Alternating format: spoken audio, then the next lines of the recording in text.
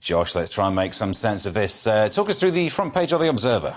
So their big one is, well, first they got a photo of a footballer. I don't know who he is, but he doesn't have any teeth.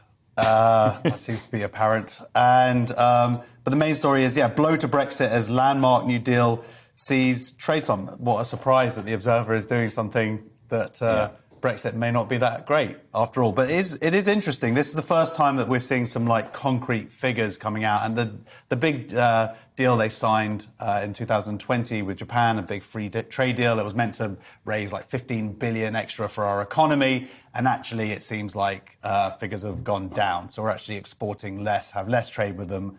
And that's not great. I mean, this was signed under that phase when Liz Truss was in charge of a lot of deals. Are we now looking back thinking, has Liz Truss done something that didn't pan out well? Is that the news story here? Amongst other things. I mean, well, look, we're seeing trade going down. Basically, apart from Russia's the only other major economy in the world that's basically doing worse than us. And I think they've got something else going on. Yeah, so, Liz Truss visited there as well. Not that I'm saying you're just going to blame everything on her.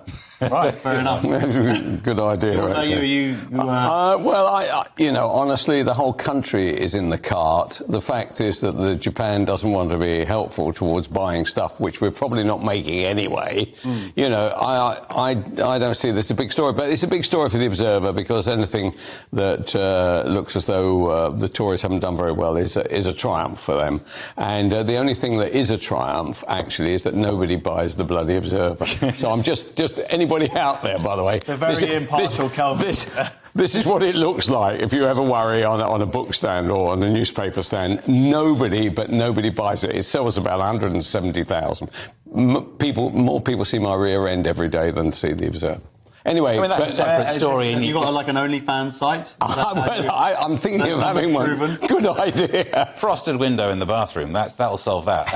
Are we measuring the wrong thing in this story, though? Because we're talking about Brexit and then we're just looking at trade deals as if we're ignoring other reasons that people may have made that vote. Because what I notice in the analysis is it presumes everyone thought Brexit would be good economically, and that's the only reason they voted that way. I mean, one of the things that has turned out to be a complete disaster is migration. Because, OK, I didn't realise, probably you guys may well have realised, that had we stayed in the EU, those boats could not have come across the channel because they would have been returned to the folk whence they came, which was the landing point would have been France, or France would have pushed it back to Bulgaria or something, right?